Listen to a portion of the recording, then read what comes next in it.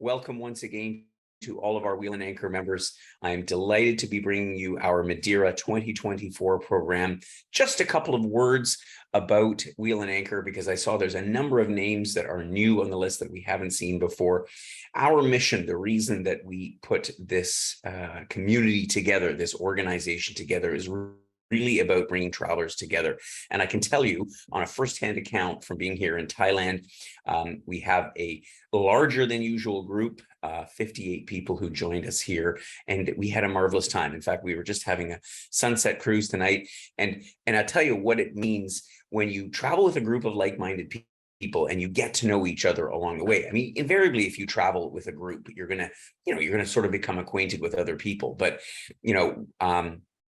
in our case, we really have this knack for bringing people that just like to have the same sense of fun, but also learning and respecting local culture, local tradition, and so on and so forth.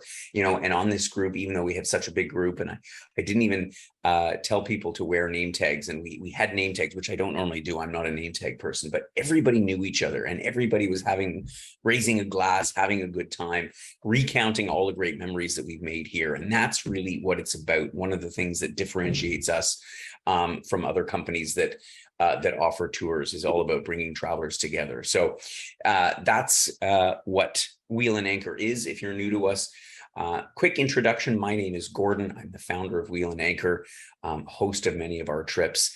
And I'm joined today. Actually, Paul is not with us tonight. She decided to go to bed early since it is 11 p.m. But we have Barb, our other trip specialist here, who is always there, anxious to help out. Answer all of your questions when you call in to find out about our wonderful trips. So today I am going to be taking you guys interested in doing something different next winter, particularly if we've had weather like we've had in the last week back home. Maybe there's other places on the planet to spend the winter months, or spring for that matter, for some of our other liveaways. And I'm going to take you on a little trip around Madeira, which is where we're headed in February and March 2024. Just a couple of quick words to the liveaway concept. What is a liveaway? This is an idea that we came up with during the COVID time, where we kind of said, air travel is a little bit crazy. It's still crazy in the sense that airlines are struggling with the demand and to keep up, and it's as stressful as ever. And so if you're going to go a long way away overseas for a holiday, you might want to stay a little bit longer. And I think that there was a trend towards that anyway in recent years, even before COVID came along. But I think this has been enhanced by the experience of having been stuck at home. And, we really appreciate going to other countries and learning about the culture and the tradition. And on a conventional sightseeing tour, you can't do that. So if you go there and actually live somewhere for 2 weeks or 4 weeks or 6 weeks, then you're much better able to really understand what it's all about. And so with our liveaways, it's not just a long stay holiday. I know other companies offer long stay holidays, and they stick you in a hotel somewhere that is cheap because it's winter and there's nobody there. You eat 3 meals a day from a mediocre buffet. It's not really how we work. Our idea here is that we want you to be away. We want you to do your own thing. But at the same time, we want to provide you with a selection of opportunities, of programs that we've curated. And each year they get better because we learn from the last year about the experiences that people have had, and how do we tweak it. So next year it'll be the 3rd time we do Madeira, and it's already a perfect program. But of course, I'm a perfectionist, so we're looking at ways of doing it better, so that even though you're joining a group, but we always sightsee in smaller groups, typically 8 to 10 people, sometimes 12, but certainly a lot less than your average tour group. So you have an intimate experience with one of our guides, with our host who joins the program, and that enables you to yeah, as I say, feel like you're almost on your own adventure because you are curating what you do yourself based on the selection of excursions that we do. The other thing I want to mention about LiveAways, particularly in looking into 2024, we're doing them a little bit differently because we are going to be splitting them into 2-week blocks. So previously Madeira was a 4-week destination, but now you can do it in 2 weeks. And you can still do 4 weeks. You can even do 6 weeks in Madeira, because we're going to be going there in 3 2-week periods. But then you can combine it. You can combine it with Cyprus, for example. You can combine it with Malta, where we're going to be going back to next year. Or you could even do a series of destinations. And I know some of our members are joining us for 3 or even 4 liveaways. They're going away for, the better part of 6 to 8 weeks. So that is a little bit the concept. There's some flexibility. You can basically piece together your own winter, spring getaway. So just to share with you a few photos, images of 2022. Again, we had a marvelous time. It was our first liveaway program, and I must say it went just about perfectly. We did all kinds of things that were both programmed and spontaneous. We went out to a jazz evening. We did these walks, and I'll share with you a little bit about that in a moment, because Madeira is really ideal for those who are active, who enjoy getting out into nature, because the nature is spectacular. We had meals. Wow. It's one of our secret USPs, if you will, at Wheel and Anchor is that we always suss out these great restaurants and have amazing meals. We just took in this incredible coastline, and over the course of a month, and made lots of friends. In fact, almost, a lot of the people that are in this picture here are either are here in Thailand, actually with me on the LiveAway this year, and actually the one person there that you see, Rose, is actually hosting our program in Madeira this year with a group of new members. So lots of fun to be had in this really remarkable place that a lot of people in Canada would never think about going, because first of all, we're not sure exactly where it is, and why is it that you would go there? Why would you go there in wintertime? And so, as I say, this webinar is meant to give you a little bit of insight about all that.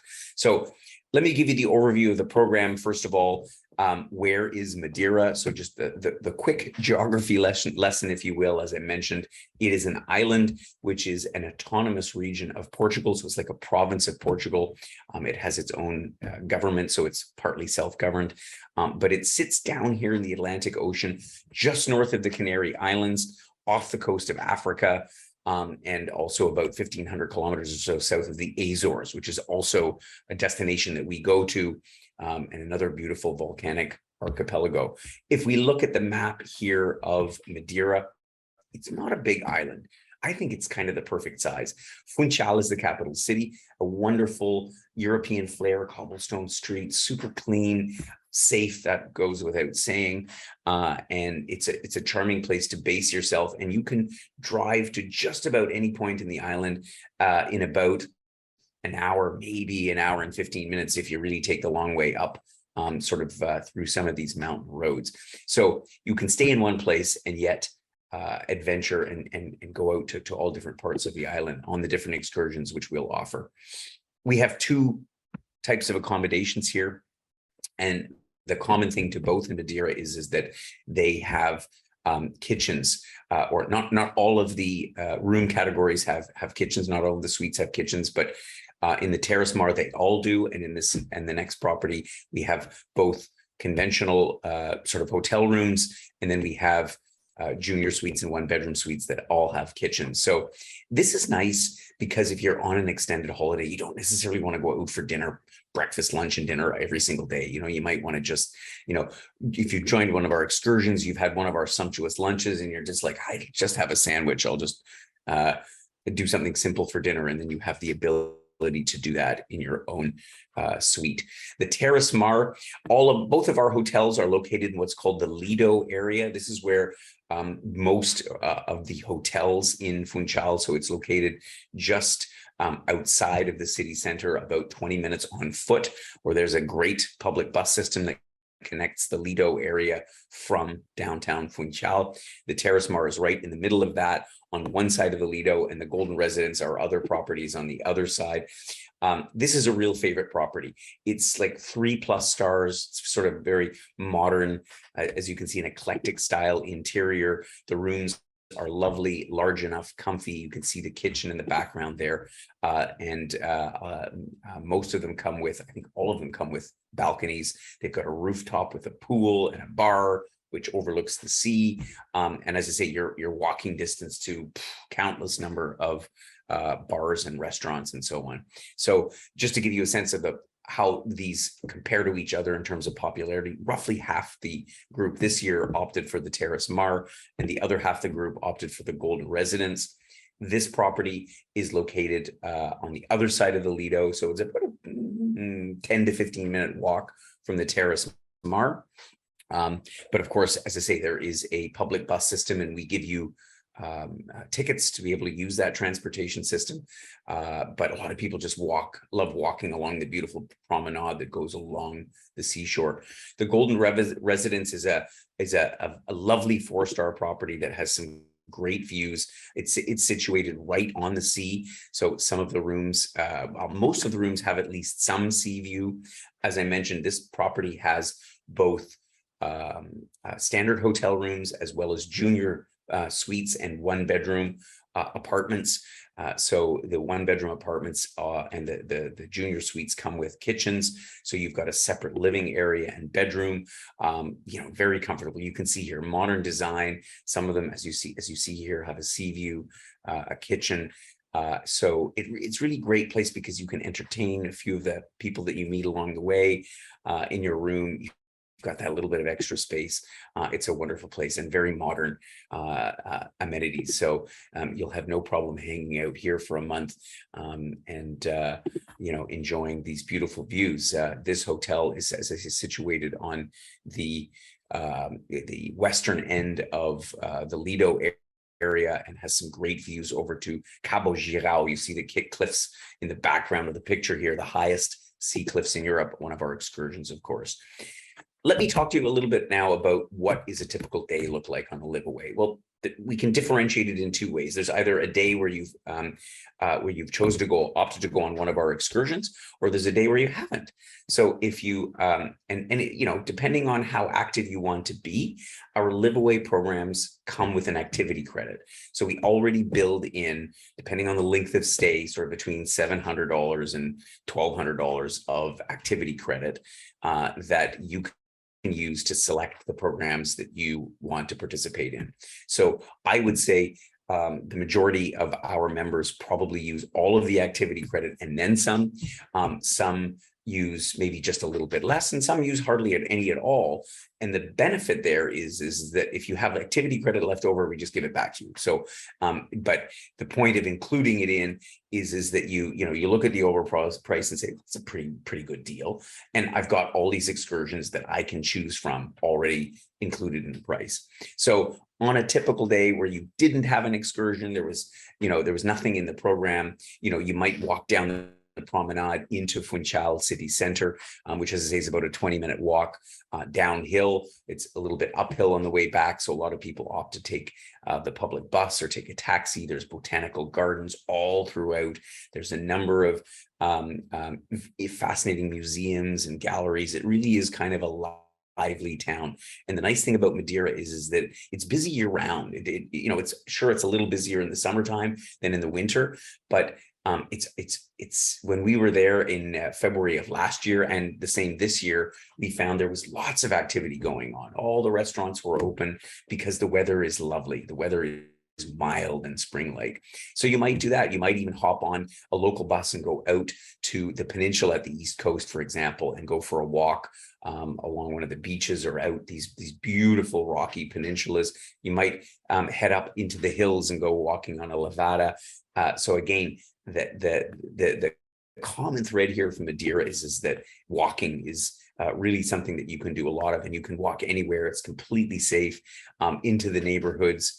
and all around, and it's great exercise. And the Lido area where the hotels are situated in and of itself has, I think it's 12 kilometers of a promenade that goes all the way along the seashore, right over to the Camaro de Lobos, which is a fishing village that is at the western end of sort of greater Funchal, if you will. This is actually a great view here because this overlooks the whole city of Funchal with the harbor and the pier down at the bottom there. It looks like there's even a cruise ship parked in there. So it gives you a sense of the layout of the city and all of the beautiful colors because of the gardens that they have in Madeira. Some of the excursions that we do, we pretty much have something to all points of the island. For example, on the East Tour, we go up over the top. In fact, we can drive up to the third highest mountain on Madeira, which is about 1,800 meters above sea level, where you can imagine, if it's a nice day, you have incredible views out looking over the sea and into the other volcanic range where you can see some of the highest volcanic mountains in the area. We stop at some viewpoints that look out over the East Coast, which is the oldest volcanic range on the island. Just incredible. All of the tourists share one thing in common: the views are just incredible. When you go out to the west side of the island, you go to those sea cliffs that I pointed out before, the highest sea cliffs in Europe, 500 meters above sea level, and they've got this glass balcony where you can, that protrudes out from the cliffs. You can look straight down. Of course, if you have vertigo, a little fear of heights, that's probably not for you. I know some of our members sort of backed off, even me. It's like, whoo, it's a long way down, but we see that. We visit a banana plantation because the climate is such that they can actually grow bananas there. And we also head up to Porto Muniz, which is a little town on the northwest kind of side of the island, where they have these natural volcanically formed sea baths. So you can actually go swimming in there. And believe it or not, even in February, the water temperature is sort of in the high teens. So it's a little cool for some, but I know a number of our members were definitely in bathing, myself included. It's really kind of refreshing and a fun thing to do. We visit the north side of the island as well. They have a rum distillery up there. There's wine tasting, not just Madeira wine, which of course we'll learn about while we're there, but they produce also conventional table type wines. So we'll get a little bit of an insight into the food and beverage culture that they have in Madeira. One of the most popular things to do, though, for both the locals and the tourists alike, is walking along the levadas. And there are dozens and dozens and dozens of them. What's a levada? A levada is, as you can see in the picture, it is an irrigation channel that was built over a century ago that brought water out of the mountains down to irrigate all of the terraced fields that you see all around. And they're still in use today. So water flows down these irrigation channels, these levadas, and they have walking paths that go alongside them. And so, as you can well imagine, they can't be too steep, otherwise it would be a waterfall. So you have very gentle trails that meander through the mountains, super well marked. You can go on your own. We also provided guided walks along the levadas. And I tell you, some of the best walking, hiking that you can possibly do. I mentioned before Camaro de Lobos, which is a fishing village that is adjacent to this beautiful valley called Airo do Cerrado. That goes sort of in between some of the highest mountains.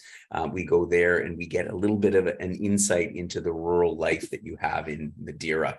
Of course, food and wine tasting. Madeira has its own cuisine. A lot of it is seafood based, as you can well imagine. The scabbard fish, which again, until I first went to Madeira, I never heard of the scabbard fish. The thing is really ugly and black and big teeth, but man, is it delicious. And they serve it with bananas. That's just one of the specialties that you'll have there. Of course, we will taste as well on our Flavors of Madeira food and wine tasting tour. We'll taste some of the Madeira wine, which was hugely popular sort of back 70, 80 years ago. And, is still popular in certain circles. It's kind of gone out of vogue a little bit. It has, it's, reminiscent a bit of port wine, but of course the Madeirans will tell you that it is definitely not port wine. It is something very distinct. So again, you'll hear about all of that. One of Funchal's most popular attractions, the Monte Palace Tropical Garden. This is an incredible garden located way up on the hill. In fact, we access it by a cable car from the center of Funchal. We go up, and a private collector has brought species in from all over the world, and it is, wow, this picture is just sort of one chunk of the place that you get to see. We'll do a tour through the botanical garden, and then we'll head down the hill on these toboggan-like vehicle is the wrong word. These yeah, it's like a toboggan basically. And the in the old days, you know, back 100 years ago, when British settlers came down, the nobility, to get from their homes in the hills and the villages surrounding Funchal into town, they would use these toboggans, as it were, and so you'll get to sample that as well. It's always a lot of fun. Of course, being an island, there's all of the marine activities. So we will do a group trip on a Spanish galleon. It looks a little bit like the Mayflower. It's quite a beautiful boat. We'll head out into the waters, get a view of the coastline, and hopefully spot a few dolphins along the way. As you can well imagine, with the very jagged mountain peaks of the island, a lot of places are a bit inaccessible, but we overcome that by doing a Jeep tour.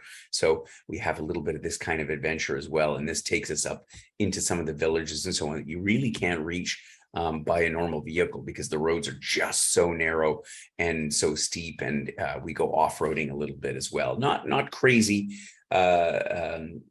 like death-defying kind of trips, but going into places that you just wouldn't ordinarily get to. They also pride themselves on their honey. And so we have a couple of excursions actually where we can visit a apiary. So where they have the bees, you can actually dress up in the whole bee outfits and see the how the beekeepers are keeping these. And what's particularly interesting I found about that is that, you know, the bees will obviously pollinate the plants that are sort of in the vicinity of where the hives are. And so they purposely have wildflowers and plants that are endemic to Madeira, and they capture the flavor in the honey because the bees are pollinating these plants. It's amazing stuff. And I know that, you know, many of us went back with armloads of honey. And wine on the mountain, again, wine tasting. You know, you see here a picture of the landscape, tasting some of the local wines, and that's all part of the experience. They also have some lovely hotels, the most famous of which, Reed's Palace, which was built by the Reed family back more than 100 years ago. And so one of the fun things that we did there is we had high tea served in a very British style with a spectacular view over the sea and over Funchal.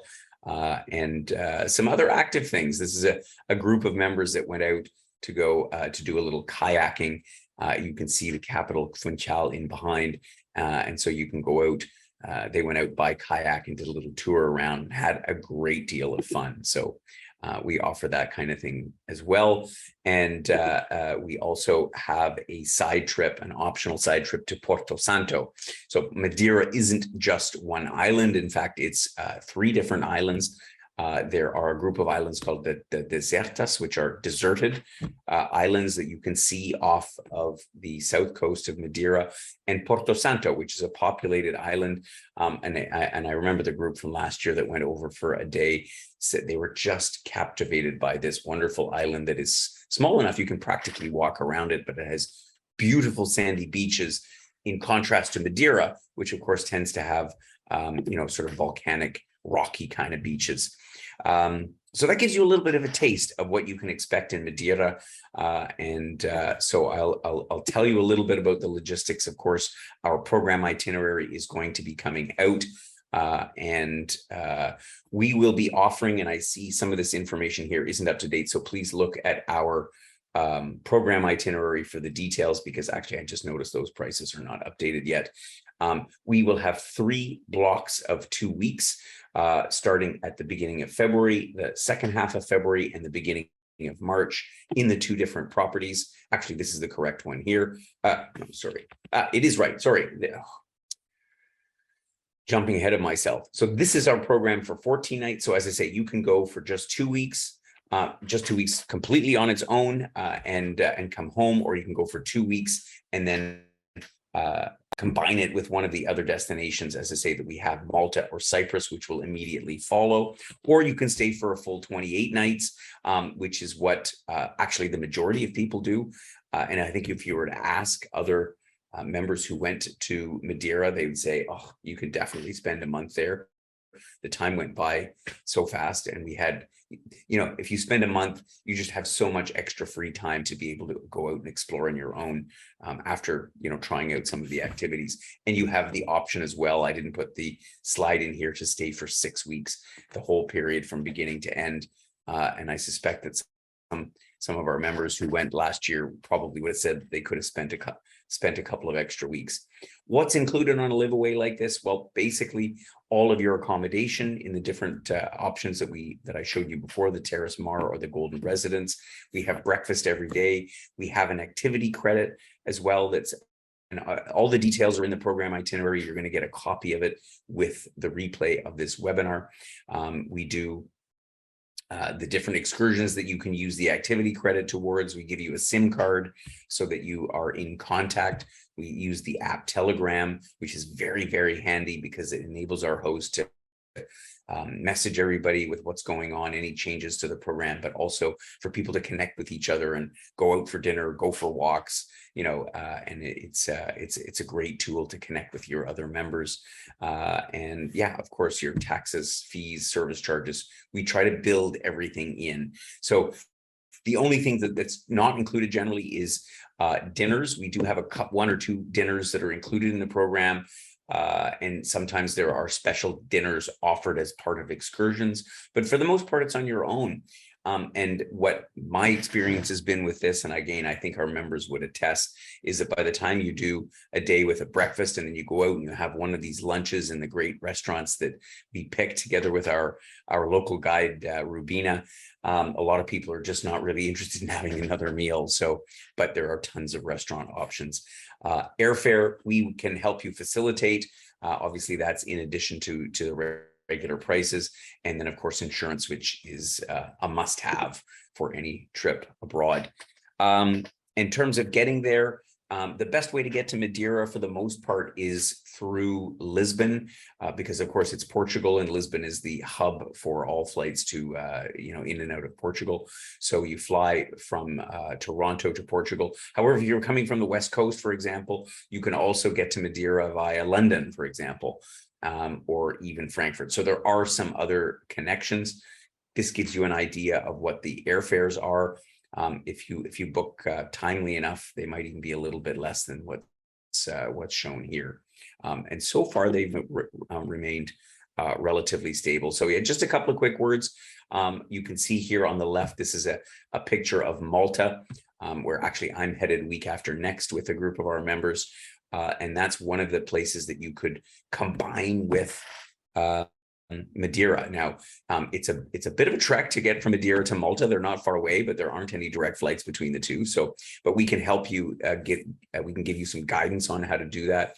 Or you could visit the island of Cyprus, which we immediately followed Madeira last year. And we had a number of members who did both Madeira and Cyprus, completely different experience, and a great island to visit. We'll be having a separate webinar about Cyprus in the upcoming weeks.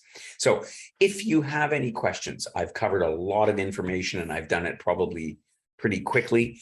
But if you have questions about anything in this program or any of our programs, of course, you can give Paula or Barb a call. Their phone numbers are there. Their email addresses are there.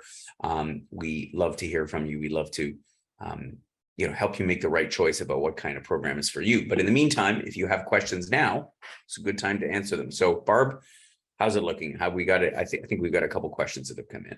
Yeah, there's a question about sort of group size and if there's a minimum number in order for the trip to operate. Yeah, well, there's always a minimum number because we can't really, operate these trips if only a couple people sign up. Generally, that hasn't been a problem with Madeira. We've had, if anything, we've run out of hotel rooms because it does become popular even in the wintertime because it's, the island of eternal spring. As long as we get about sort of around 10 people to go, then the trip will happen. And so that's basically, yeah, that's basically it. It's around that number. So, but generally speaking, we found that we've had sort of between sort of 15 to 20 people that have signed up for Madeira based on the last couple of years. Yeah, and then somebody else is asking if tips are included, gratuities. Yes, gratuities are included for everything that is within our program. So the guide, the van drivers, the restaurants. So all of the places that has to do with us, anything that we don't aren't really involved in, or we can't directly look after the tips. For example, the driver that picks you up at the airport and brings you to the hotel, it's not really convenient for us to tip that person. So you might have to give them a couple of dollars or a couple of euros. But for the most part, for everything that our program covers, the tips are included. Okay, there's a question about if there's a trip to Italy that sort of coincides with this Madeira one. We do have trips to Italy. I'm not 100% sure if Italy, if anything, it will be Sicily that would be. I'd have to double check the calendar if it directly connects to Madeira. Typically, we start our trips to Italy, to Sicily a little bit later, only because the Italian LiveAway destination, so the two places that we have in Sicily, and next year we're going to be offering Sardinia as well, but they're pretty dead in the wintertime. They don't really pick up until sort of late March, early April. So there's a bit of a gap in there. So I don't know if that they connect directly, but we're working on that now, and we'll certainly let you know. Okay, and Ardell's asking if you can start a month stay at the beginning of the second time slot. Sure, you can do any combination you want. So you can do 2 weeks, or the first 2 weeks and the second 2 weeks, or the second. It really doesn't matter. It's completely up to you. Okay. Those are the questions that have come in so far. So yeah, I guess if anybody had a question, they can quickly put it in, or they can give us a call, and we're happy to answer. Yeah, no problem. And I didn't touch on weather, which always comes up. Yeah, I should just put it into the webinar. Let me just touch on weather real quick. Why is this a great destination? Because it's called the Island of Eternal Spring. That's what it's affectionately known as. The temperatures, generally speaking, we went last year, and what was quite interesting is that it ended up being a lot warmer than we expected. They say that the average temperature, daytimes temperatures, are sort of between 15 to 18, 19 degrees in February. I swear we had days that was definitely well over 20 because a number of people had to go out and get some more summer appropriate clothing. But officially, they say the temperatures in the day are sort of 15 to 18, 19 degrees. You can get, it's an island, so you can get rain anytime. We were pretty lucky last year. We hardly saw any rain at all, but you could get some days of rain. You know, we try to juggle the program where we can if the weather is really inclement, but you don't generally get a lot of bad weather. And in the evening, it's a bit cooler. It can drop down to sort of 10, 12 degrees. I don't remember anybody complaining about the weather last year. In fact, I think it's pretty good. Okay, and one more has come in about asking about single supplement, and maybe just we do often get people asking about the sort of ratio with singles versus couples or friends. Yeah, so you can have your own room. The single supplement, or the single room price, particularly at the Terrace Mar, is actually quite reasonable. It's starts at only a few $100s, so it's not. It's you know, as reasonable as you can get as far as that's concerned, because the hotels thankfully have a good arrangement for that. And so, but we also have our Companions for the Road program, where we can anonymously try to match you up with other people interested going to the same destination. And sorry, what was the other part of that question, Barb? I guess maybe just the ratio in terms of single people going. And we pretty much always have sort of between a quarter and a third of solo travelers on our trips. In some cases, it's more. We had a couple trips last year where we had more than 50% single travelers. Some of them bunked up together, like shared a room together. Others were in their own rooms. But we have a lot of solo travelers at Wheel and Anchor, partly because they like the fact that there's other people to meet and other like-minded people to meet. So. Okay. Ingrid's just asked about the flowers. There's a multitude of flowers, especially in May, but she's asking about at this time. Do you know Amazing. anything about that? Yeah, for sure. I mean, Madeira has flowers all year round. They just change. In this month, these flowers are blooming. In that month, those flowers are blooming. In this month, other flowers are blooming. So, I don't know which month has the best flowers, but we saw lots of flowers in the botanical gardens and everywhere, quite frankly. It's a lovely time of the year for color, for sure. For sure. I think any time of the year is. They were telling us which flowers bloomed at which times, and and if you come in August, you get this, and if you come in November, you get that. But yeah, because again, it's of its temperate, mild climate, it's flowers all the time. Okay. One other question just came in at the Golden Residence. Is it windy to sit out? Does it get Can windy be, on the coast? can be, but it can also be not windy. I mean, this is an island in the Atlantic, so you do get breezes sometimes, but I don't, we had some days with some wind, but we had lots of days where there was no wind at all. I would say that it's, let's put it this way, if it was windy all the time, they wouldn't have as many balconies as they do because it seems like every hotel, every condo has got balconies. So I don't recall it being overly windy. Could happen, but yeah, certainly not all the time. Okay, that seems to be all the questions that have come in. All right. Lots of thank yous and great information, so that's good. Great. Well, thank you for participating in our webinar today. I hope you found it informative.